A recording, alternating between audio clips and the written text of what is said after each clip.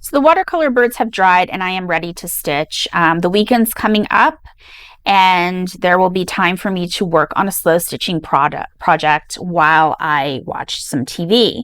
If you're not familiar with slow stitching, it is the act of just practicing mindfulness, which probably sounds weird if I'm going to watch TV with it, but it's supposed to be for relaxation. You're just thinking about the different stitches. It's more of an intuitive form of stitching. You're not doing it with much of a plan and you're just mark making. So I'll be mark making different layers of color in with the bird, and I'll demonstrate a little bit of that in a moment. But I wanted to show you the materials. I had shared this kit previously in a video. It is a project kit that I can put in my purse, and I have a little pair of scissors. So I can also take this with me when I'm out at a doctor's office. So part of slow stitching is to help you feel relaxed. And because I'm a person that needs to fidget a lot, this type of a kit gives me something to do with my hands. I can work on a small project like this in small stages. There isn't a big overarching plan with what to do with this project, and some people just make marks on fabric. They don't even have as much as I have here. So if this is something you want to try, you can go and make some marks with watercolor, or not. You can just get a piece of fabric and just make some marks with stitches across some fabric while you're sitting and trying to help yourself relax. You don't have to have the drawn outline like I have, but if you don't have a freehand embroidery machine option like I have here, you can draw the outline of something that you would like to stitch with a pencil. You can use any type of pencil, just like I've used these regular pencils that my son used when he was in school, and just make, marks, like draw a little flower or whatever you want and just stitch that. You don't have to use the watercolor, but I encourage you to try slow stitching. So anyway, let's get to the materials that I have here. Oh, and there is one change to the travel kit. I added in these little magnetic strips so that I can put the needles while I'm out and I don't lose them as easily. I had been hoping these would hold the scissors, but they weren't quite strong enough, unfortunately. And then I still, of course, do have the needle threaders in here. So let's take a look at the color selection that I have picked. So for the blues, I wanted to start off with something dark. And then the goal is to move lighter. Now, initially, and again in the previous video, I mentioned this, I try to stick to 3 to 5 colors, but sometimes, like in the case with this blue, I break the rules. So remember, you can do that. You can break the rules as you go. You don't have to follow any strict patterns or rules. So these 2 colors, I don't know how easy it is for you to see on this screen. I guess you can see it there. They are just a slight shade off from each other. And I'm wanting to go with, something you're thinking in terms of like light, medium, dark. So that's where I usually say 3 colors if you're trying to keep it simple. So like, for example, the grays, because I have a little bit of Payne's gray in here and I want to add some grays in. I have a dark, medium, and lighter gray tone here. And then often in the kit, I'll keep a white and a black just in case, like, you can outline in black if you want to, or you could choose another color to outline with if you want to make the outline. But I guess in some ways, I'm still sticking to that light, medium, dark here because this is sort of a lighter transition in the blue. And then I wanted to do some teal tones, because there is this part here where there's a little bit of green. So I want to kind of transition the blues over. So I've got these 3 shades here, sort of a lighter, brighter, I use a mix of materials and threads and a mix of brands. There's not one that I'm particularly loyal to. So find whatever embroidery floss or thread is available to you. And I have used also the types of threads that you would use to stitch on a sewing machine. So use what you have available to you and what's most affordable in your area. But if you are looking for a particular brand, I typically use DMC or Anchor. They're usually pretty high quality and they're not usually expensive in the places that I have lived in. So even though I sort of broke the rules with the blues, going back here to the colors, I still have like a light, medium, dark. I just went backwards there. Dark, medium, light. So a darker, sort of medium, and a light. It's not a hard and fast rule like it was here with the gray. You're sort of just intuitively choosing colors. And in some case, these are the best of what I had available in my box. And let me just grab my box. So I have, this is one of two boxes like this. My best friend actually made this for me, and I think she meant for me to put tea in it, but I use it for this. And you can see I have all these colors, and my partner likes to joke. I'll be like, I just don't have the right color that I want for this. And he'll say, are you sure? Look at everything that you have. And I'm like, nope, I'm missing a shade. So trying not to buy anything. This is the best options of what I had to choose from to get the dark, medium, and light tones that I wanted in each shade. Let me put that away here. I also chose these chartreuse colors, and in this one I only chose like a darker and a lighter, so I feel like that's going to help in this area here where there's this light. It's slightly green, so when the yellow and the blue mix together, you know, they traveled through the fabric. I tried to leave a white space, and sometimes you can do that, but sometimes the watercolor has a mind of its own, especially on fabric, and it just decided to mix. So I'm going to use these in this transition zone here with the blues and the teals to transition to the yellows. I am going to add white back in certain spots. And for the beak, I have these shades here of orange that I'm going to be using. And some of these are starting to border in the yellow orange, so I can also use these as I transition here with the yellows and the belly. So again, this gives me sort of a dark, a medium, and a light. There is some brown in here. I could pull some brown in, but I'm not sure that I'm going to want to do that. I may not leave any brown at all on this particular bird. We'll see. It's sort of just how you feel, and I've mentioned it before. I'm going to start stitching and just sort of place things where I feel they should go. So let's put everything back into the kit, and then I am going to stitch a little bit just to give you an idea of what I do. And I think I'm going to start with this color. Actually, maybe this color here. And there is no right or wrong place to start when you do this.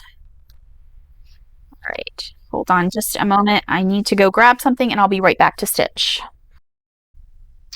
Okay, so as far as what needle to use, I've got quite a few different types of needles in my supplies.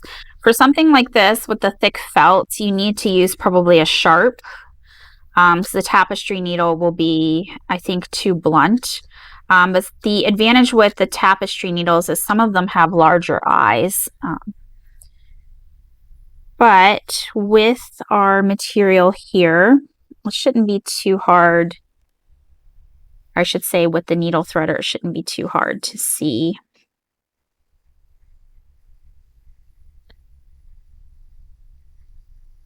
And it's up to you if you want to stitch with a single strand or a double. I usually stitch with double.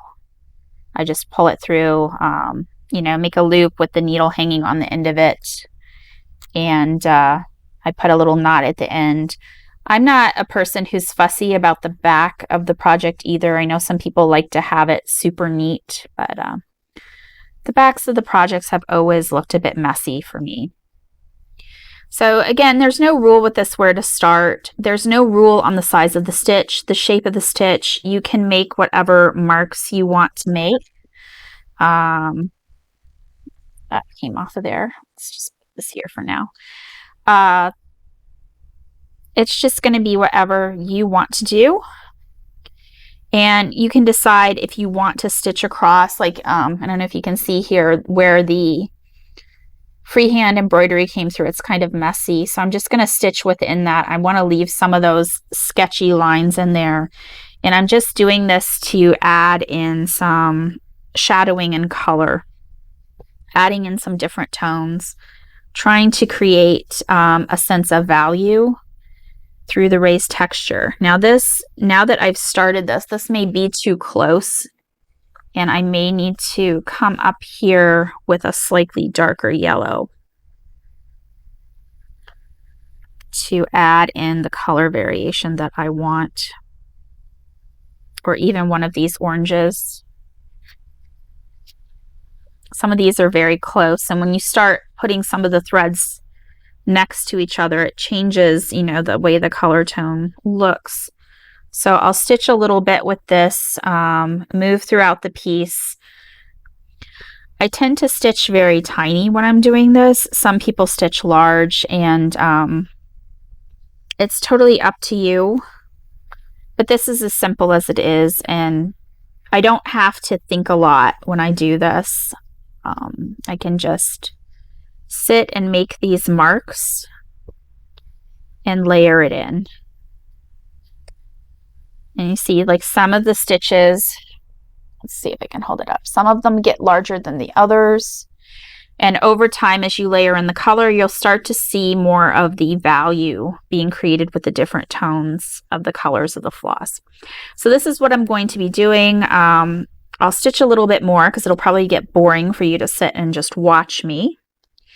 And once I'm part way through, I'll show you where it's at, and then let you, I guess, get an idea. I don't know, let you. I'm trying to talk and do this at the same time, and it's actually a little more difficult than I would have expected.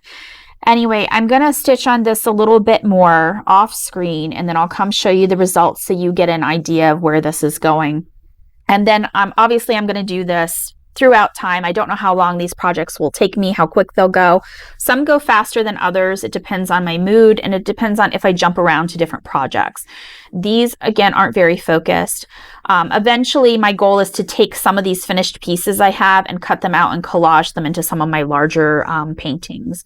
But anyway, I'm off to do that, and I'll see you in a little while with some more of the work done on the bird.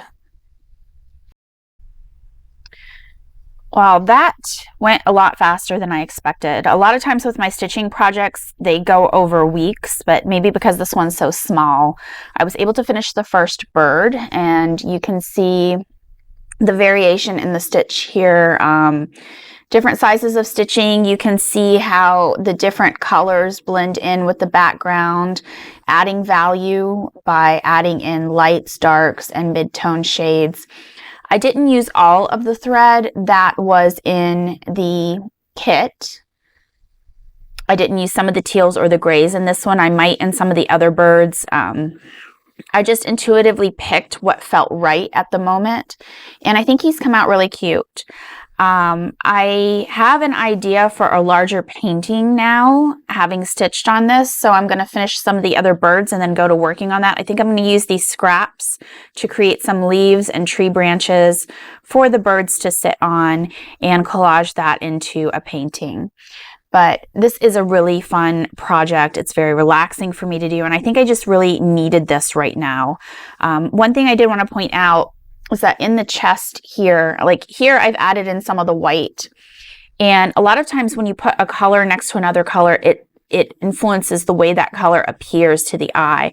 So that white doesn't appear to be a stark white there when it's in that area that had a little bit of the brown in it.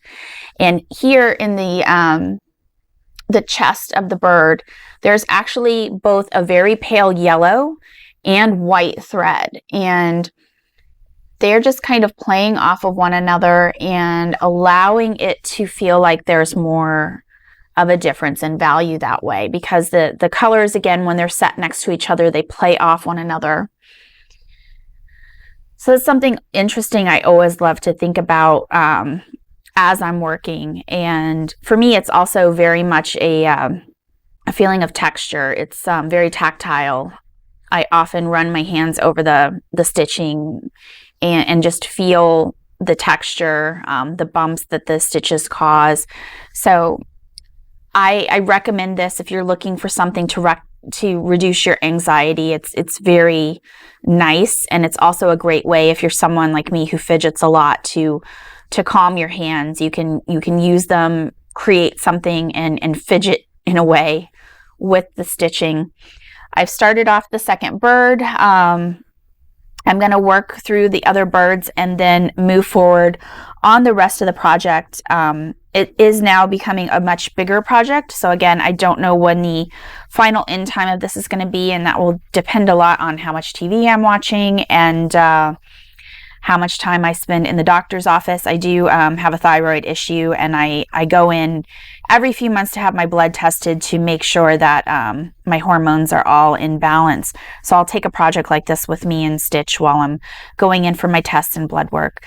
But anyway, you know, like I said, a great project for on the go, a great project for sitting on the sofa. You can mindfully relax and just sort of fall into it while you're watching TV, and it's good for fidgeting. Thank you for watching. I hope you like and subscribe so you can see what's going to go on with the rest of the project as I complete it. Thank you for watching, and I will see you in the next video.